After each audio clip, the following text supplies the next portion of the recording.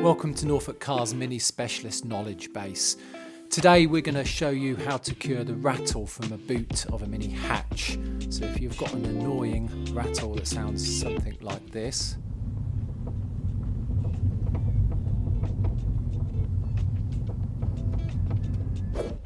so all you need to do on these minis to cure the rattle, under here you've got a couple of like bump stop type things, and unscrew this. It'll bring the stop out further, so it'll give a bit more pressure on the boot when it's shut. If you turn it clockwise, it'll move in and the boot can rattle around a bit. So simply unscrew them on both sides.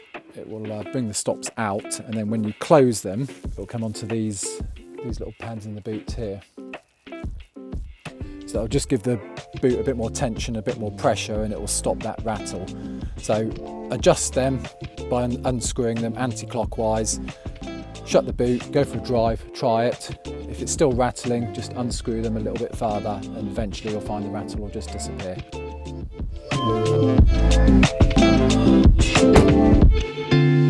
Thank you for watching. Please ensure you like and subscribe so you can receive stock updates and more car videos.